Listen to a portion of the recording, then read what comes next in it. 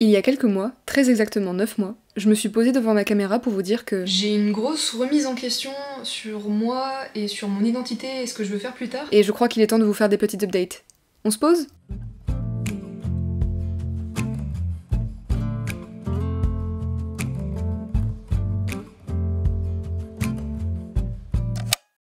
Bon, je crois qu'il est l'heure de vous faire des updates. J'ai tout noté dans mon petit carnet par rapport aux 9 derniers mois qui se sont écoulés. Parce que cette vidéo, c'est la suite, en fait, d'une vidéo que j'ai fait il y a 9 mois, intitulée, je sais plus comment, je sais juste que sur la miniature, j'ai mis perdu en énorme, en mode très dramatique.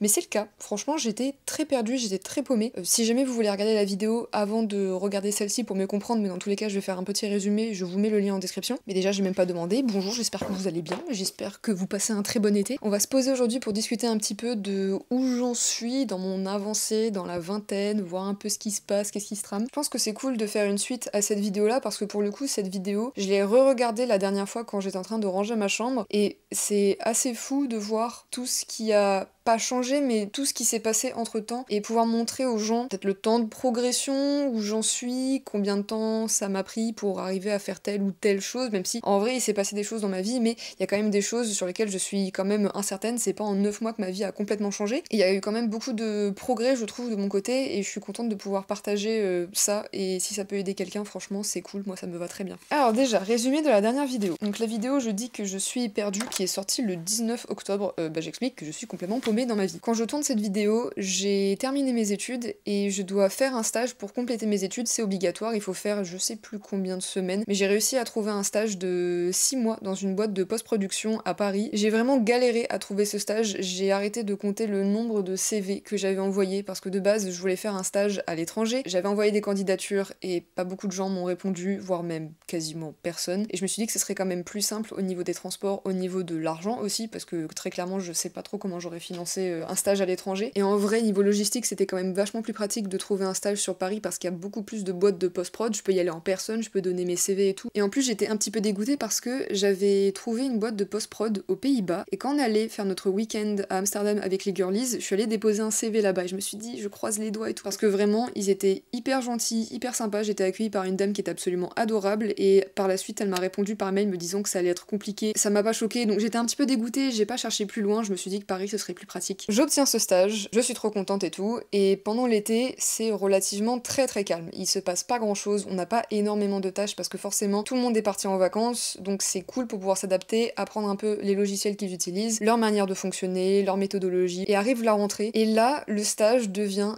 extrêmement anxiogène, extrêmement stressant. Il y a une quantité de projets à rendre, des choses qu'il faut faire là, maintenant, tout de suite. Nous, on est stagiaires, on galère, on fait des erreurs et tout, et franchement, je trouve que le domaine de la post-prod, en tout cas la boîte de post-prod dans laquelle j'étais, c'était trop stressant. Tout le monde était stressé, fallait rendre des projets et tout. Les gens avec qui on bossait étaient très sympas, étaient très cool, mais j'ai trouvé vraiment l'atmosphère hyper stressante, et déjà le fait d'enchaîner les trajets, c'était pesant au quotidien parce que tu rentrais tard et tout, mais quand tu savais que t'allais arriver et que t'allais sûrement avoir un projet qui allait te tomber sur la gueule en mode ok, il faut faire vite un export pour ça, nanana, il faut le rendre avant cette heure-ci, sinon le client va pas être content. Dans ce stage, je suis pas toute seule, je suis avec ma copine Marine, et Marine et moi on partage un peu le même sentiment de c'est hyper stressant, c'est hyper angoissant, les transports, le cadre, le fait qu'en plus c'est l'hiver, qu'il fait froid, qu'il fait moche, qu'il pleut tout le temps et tout, enfin franchement, j'avais un peu la boule au ventre tous les matins d'aller au stage, et c'était vraiment un soulagement d'être en week-end à chaque fois, et le dimanche soir, j'étais stressée parce que j'allais retourner au stage. Je savais pas ce qui m'attendait, quel projet allait me tomber dessus. Et je pense que je faisais quand même bien mon travail. J'essayais du mieux que possible de faire ce que je pouvais et tout. Mais même si j'arrivais à faire ce que je faisais, je me sentais pas spécialement bien ou à la hauteur. J'ai arrêté de compter le nombre de fois où j'ai pleuré là-bas. Parce que vraiment, j'étais juste constamment stressée. J'avais une baisse d'appétit. Enfin, il y avait plein de petits trucs qui montraient que ça allait pas trop. Et franchement, j'avais l'impression de vivre, manger, dormir stage. Constamment.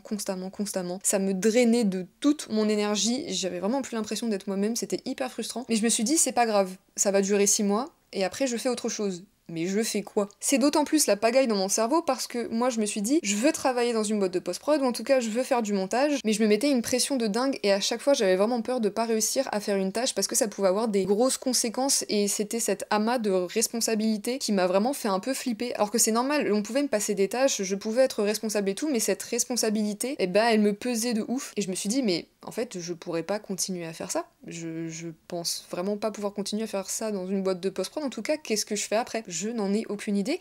À côté de chez moi, il y a pas de truc de montage du tout, il y a pas de truc dans l'audiovisuel, et je pense que le coup de massue, ça a été qu'on m'a fait une proposition pour rester et faire mon intermittence là-bas. C'est un truc qu'on nous avait vendu au début, en mode ouais, si vous voulez, après vous pourrez rester et tout pour faire votre intermittence, on est en mode trop bien. Puis après on nous a fait des allusions en nous disant que concrètement on serait pas prise, et à un moment donné je me pose avec un de mes responsables de stage, et il me dit très clairement que voilà, il serait chaud de me garder après pour justement continuer à bosser avec eux, mais vraiment genre en temps plein et tout. Et au moment où il me parlait, j'envoyais des messages à ma meilleure amie Clara pour lui dire oh putain, il m'a fait la proposition que je ne voulais pas, parce que concrètement je ne voulais absolument pas avoir cette responsabilité et ce choix de me dire que là j'ai une opportunité professionnelle, que je peux en faire quelque chose, que je peux devenir indépendante, mais qu'en fait j'ai qu'une envie, c'est que ça s'arrête. Qu'est-ce que je fais? Au début, ça m'allait vraiment très très bien de savoir que après ce stage, il y aurait pas de suite, voilà, fallait vraiment pas que j'attende quoi que ce soit de leur part. Et le fait qu'on me fasse cette proposition, que moi je dois faire ce choix-là, que j'ai cette responsabilité de décrocher une opportunité, alors que cette opportunité, niveau santé mentale, elle me... Enfin, franchement, j'étais à bout, quoi. Je ne voulais absolument pas avoir la responsabilité de ce choix, et on me l'a quand même donné. Je précise que je suis hyper reconnaissante pour cette opportunité, c'est pas rien, mais ça m'a mis dans tous mes états. Je suis sortie du stage, j'ai appelé mon copain au métro, et j'ai fondu en larmes comme pas possible en lui disant que c'était vraiment le choix que je ne voulais pas faire, que je ne savais pas quoi faire. Et en fait, la réponse, elle était vraiment devant moi, j'en ai discuté avec mes copines et tout, quand j'ai appelé mon copain et que je fondais en larmes et tout, et que j'ai vu la manière dont mon corps réagissait à l'information, vraiment, c'est-à-dire genre pleurer de ouf, je me suis dit que mine de rien, le choix était quand même fait, étant donné que ça me mettait absolument giga mal. Il y avait vraiment mon intuition qui me disait vraiment, ne le fais pas ce choix, ne reste pas dans cette boîte, tu vois que tous les jours t'as la boule au ventre, t'es stressé parce que tu sais pas ce qui t'attend le lendemain et que c'est quelque chose qui te stresse. Et c'est comme ça, et même si t'as rencontré plein de gens trop chouettes à ce stage, j'ai pu discuter avec plein de monteurs et de monteuses, des réals, enfin c'était hyper enrichissant et j'ai appris énormément de choses au niveau de la technique, ça franchement c'est non négligeable. Mais vraiment j'étais à bout et j'attendais qu'une chose, c'est que le stage se termine. Excusez-moi, j'avais mis une vidéo en fond, évidemment il y a une pub YouTube.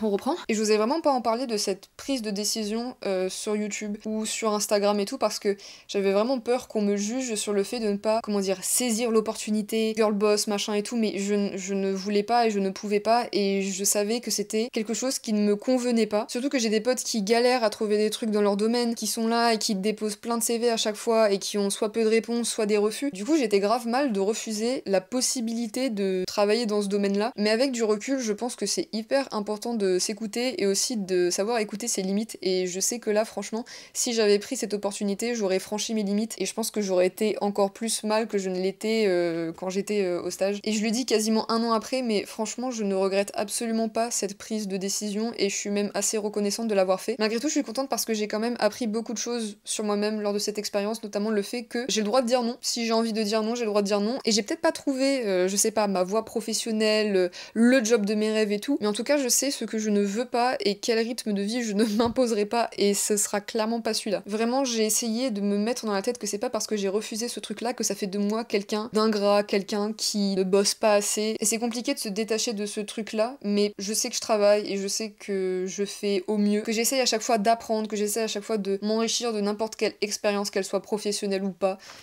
Bref, ça c'était la parenthèse stage qui s'est terminée du coup le 31 décembre. J'ai pu fêter mon nouvel an avec ma copine Stella, j'étais trop contente.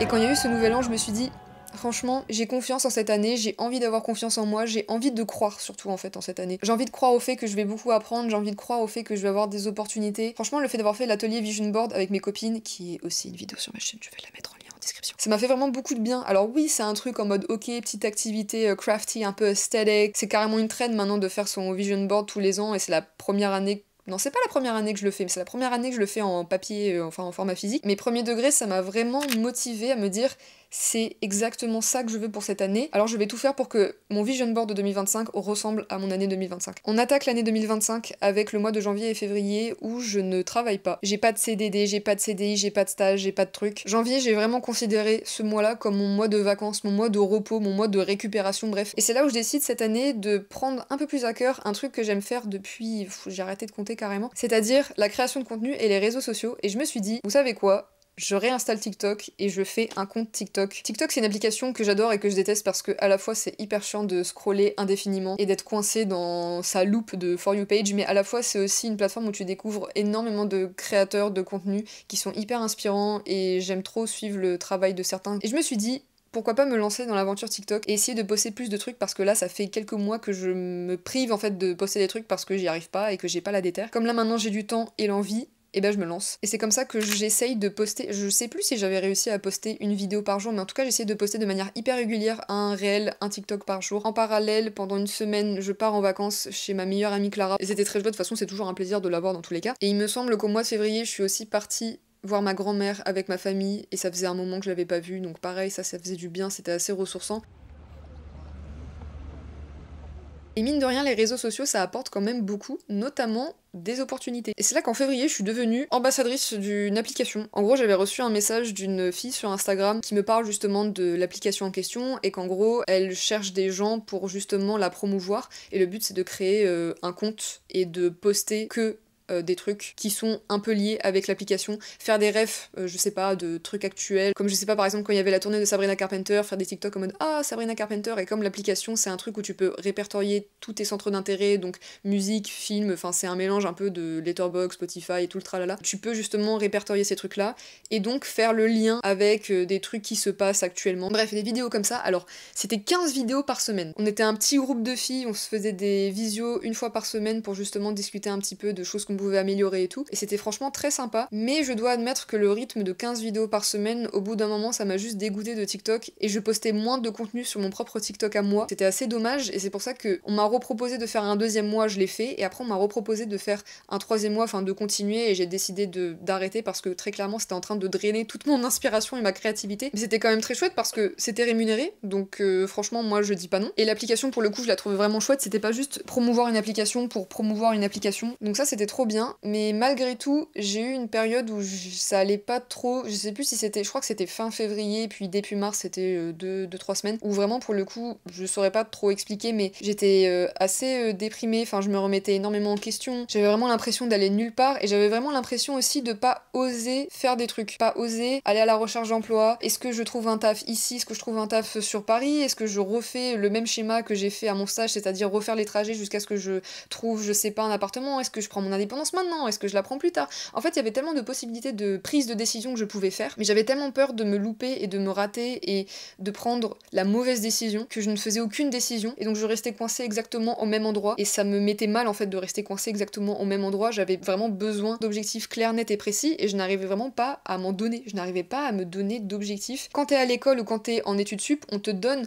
des devoirs, on te donne des examens, t'as un objectif clair, t'as un projet à rendre. Là vraiment, bah c'est pas du tout le cas, c'est à toi de te fixer tes propres trucs et règles et machins et trucs bidules chouettes, et je galérais et je galère toujours avec ce truc là. Le mois de mars arrive et là je me dis ok, en février tu voulais trouver un travail, tu t'étais laissé janvier vacances et février travail, au final t'as reporté, ok, mois de mars tu trouves un taf. Je voulais trouver un travail parce que bah déjà de 1 j'allais arrêter le truc d'ambassadrice de l'application, et de 2 je me suis dit si j'ai pas d'objectif clair, si je sais pas trop où je vais et tout, quitte à avoir du temps libre, autant travailler pour garder des sous de côté, comme ça quand je saurai ce que je veux faire, j'aurai des sous et je vais pouvoir le faire. J'essaye de petit à petit poser des briques pour pouvoir avoir une sorte de construction solide de ok, quels sont les plans pour les prochains mois. Et j'ai trouvé du travail assez rapidement, j'ai fait 3 entretiens d'embauche, j'en ai fait 2 à côté de chez moi, et j'en ai fait un dans un UGC qui était plus vers Paris, et honnêtement j'avais vraiment le giga seum parce que je me projetais grave bien, bosser dans un cinéma UGC, enfin ça collait à mon parcours et tout, et l'entretien s'était giga bien passé. Vraiment ça s'était trop bien passé, mais je pense qu'ils ont pris quelqu'un d'autre qui était plus qualifié que moi. Après j'ai déposé un CV dans un supermarché, j'ai été rappelée dans la semaine, j'ai passé un entretien, je crois que c'était le vendredi ou le samedi cette semaine-là, et le lundi je commençais à travailler. Et ça a été hyper direct et immédiat. Vraiment, je pense que j'ai pas trop réfléchi à la décision. Peut-être que j'aurais dû un peu plus réfléchir, mais je me suis dit, tu sais quoi, j'ai un truc, je tente, et au pire, bah, si j'ai pas envie de rester, je reste pas. Qui m'empêche de partir au final? Et bah, sachez qu'on est en août et que j'y travaille toujours, et ça se passe très bien. C'est un truc très simple, c'est juste de la mise en rayon avec des horaires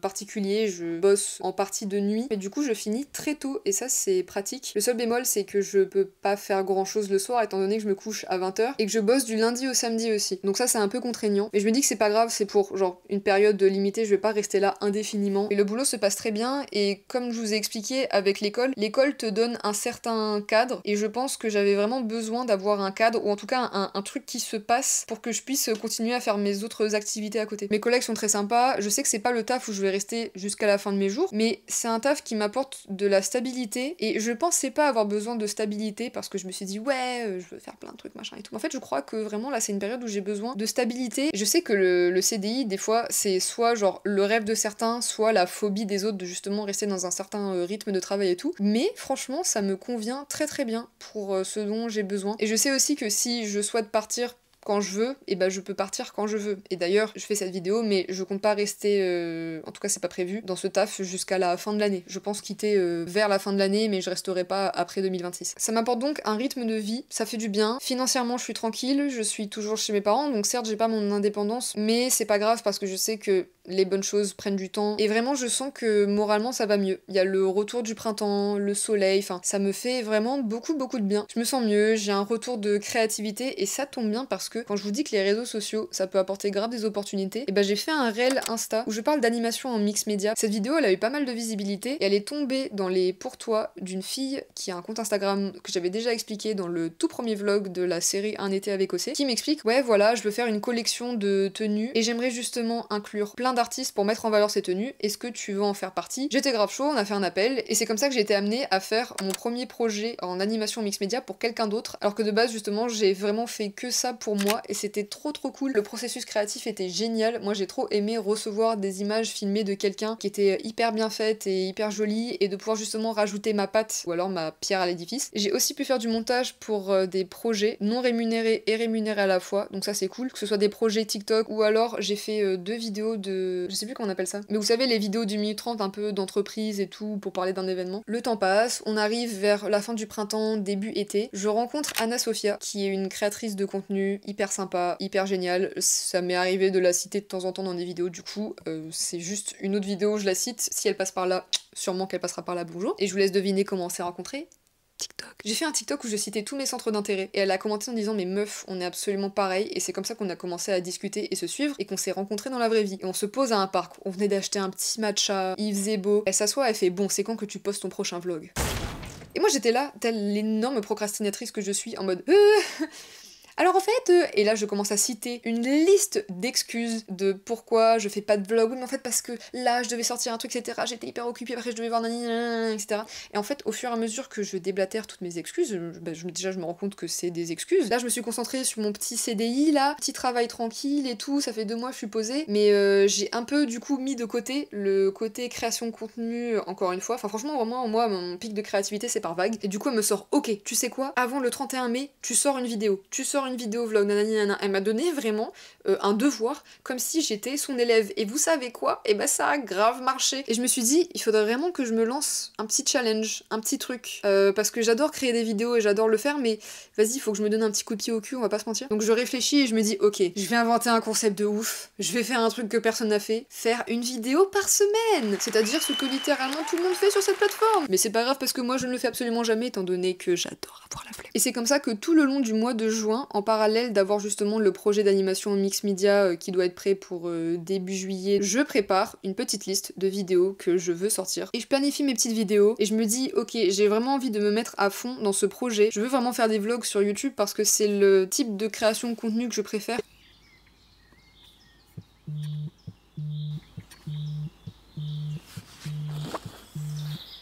Allô? Hello Bessie, ça va? Bah ça va et toi? Ouais, c'était pour te demander, est-ce que tu comptais partir en vacances? Ah pour cet été? Non j'ai pas de vacances cet été. Ah merde, vraiment? Ouais. Purée, c'est chiant, j'espère que tu vas pas trop t'ennuyer quand même. M'ennuyer? Non. J'ai 2-3 trucs de prévu pour cet été, je pense que j'ai un programme bien chargé.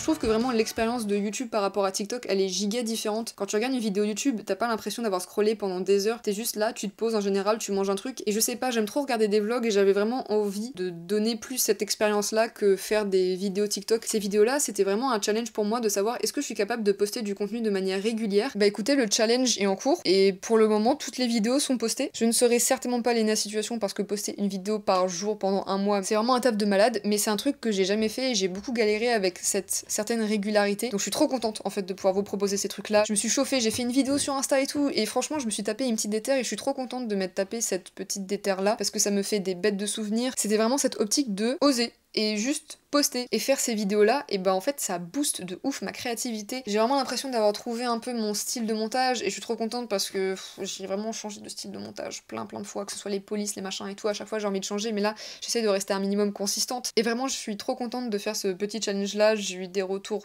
trop gentils de la part de gens que je connais comme de gens que je connais pas personnellement et c'est tellement agréable, c'est tellement agréable. Donc globalement je dirais que I'm in a much better place, genre de très loin. Mais ensuite qu'est-ce qu'on fait? Là on est en août et de base je voulais quitter mon CDI après le mois d'août parce que je voulais profiter du mois de septembre pour je sais pas partir en vacances, mais j'ai un petit projet que j'aimerais réaliser à la fin de l'année ou en tout cas début 2026, ce serait de prendre mon indépendance, seule ou pas.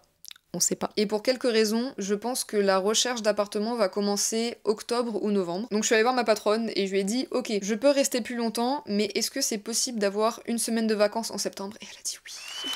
Et la dernière fois, je regardais mon vision board et j'avais remarqué que dans mon vision board, il y avait aussi beaucoup de voyages et que j'avais pas tant voyagé que ça cette année. Enfin, je pensais peut-être voyager un petit peu plus. Et de base, je dois voyager en septembre dans une destination où j'ai trop hâte. Je touche du bois. Mais il y a 2 jours, j'ai décidé d'organiser mon premier voyage solo. Et là, j'ai réservé l'auberge de jeunesse. Déjà, j'ai pris une auberge de jeunesse alors que je voulais prendre un Airbnb pour être toute seule de base. Mais j'ai eu un coup de cœur sur une auberge de jeunesse qui était vraiment hyper chouette. Et je me suis dit, bah tu sais quoi, je vais rencontrer du monde et ça me coûtera moins cher et ce sera mieux. Et j'ai réservé les billets d'avion. Et c'est un tout nouvel objectif de voyager seule. Je vais pas mentir, ça me fait un peu peur, parce que c'est normal, c'est la première fois que je le fais, mais ça me remplit d'une joie, mais vous n'imaginez même pas à quel point. Genre juste l'idée d'avoir osé réserver ce voyage, de me dire que là je vais oser aller dans un pays où je suis jamais allée, pour justement explorer et prendre du temps pour moi, et réaliser ce que j'ai mis sur mon vision board, mais ça me rend trop heureuse. Et voilà, c'est ça mes objectifs pour la fin de l'année 2025. Réfléchir à mon indépendance, quitter mon CDI dans lequel je suis devenue assez à l'aise et j'ai peur de continuer à repousser justement la date où je vais partir parce que déjà je vais partir en août mais là j'ai repoussé jusqu'à octobre voire mi-novembre. C'est aussi en partie pour ça que j'ai pris un voyage, comme ça je suis obligée de quitter ce taf pour ensuite passer à une prochaine étape de ma vie parce que je sais que je pourrais continuer à repousser, rester plus longtemps, économiser plus en restant chez mes parents, mais c'est pas comme ça que j'évolue et j'ai envie de continuer à me donner des objectifs. Il faut que je me pousse un peu en prenant des décisions, même si encore une fois, j'aime pas ça. Ah oui, et dernier objectif, j'ai envie de continuer à faire ça, mais c'est prendre la création de contenu au sérieux. En fait, cette année, je me suis vraiment rendu compte que c'était un truc qui me plaisait énormément, au point où je me dis pourquoi est-ce que j'en ferais pas quelque chose. Alors, je pense pas en faire un travail ou mon truc principal, mais j'ai vraiment envie de continuer à partager, à créer, à faire du montage. J'aime créer des choses, je suis quelqu'un de naturellement créative et c'est un bonheur d'aimer créer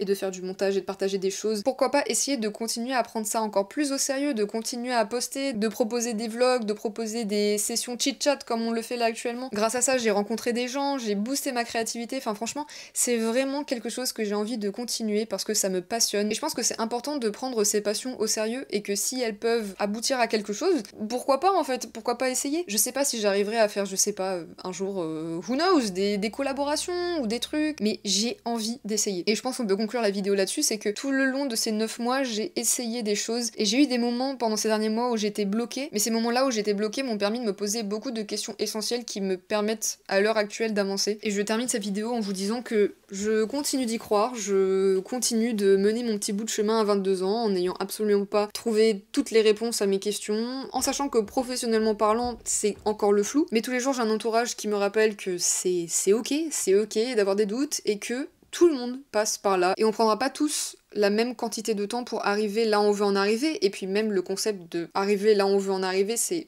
hyper flou. Comment est-ce que tu sais où tu veux arriver? Je continue de mener mon petit bout de chemin et j'espère pouvoir faire une update assez sympa d'ici quelques mois. Peut-être que je ferai une update qui sera négative, peut-être que je ferai une update qui sera positive. On sait pas, mais je sais que peu importe ce qui se passe, ça ira parce que je suis bien entourée et que bah j'ai j'ai envie d'y croire, tout simplement. Bref, là je vois que ma caméra n'a absolument plus de batterie et que j'ai 1h10 de blabla. J'espère que cette vidéo vous a plu. Je suis tellement reconnaissante envers les personnes qui juste regardent la vidéo, qui commentent pas forcément ou qui like pas forcément ou peu importe, mais juste qui prennent le temps de regarder ce que je fais. Merci à vous, merci aux personnes qui commentent, qui partagent et merci à mes proches d'être là dans ma vie, de continuer à me motiver même quand je suis archi pas motivée à faire des trucs. Sur ce, on se dit à très vite et je vous fais plein de bisous. Bisous!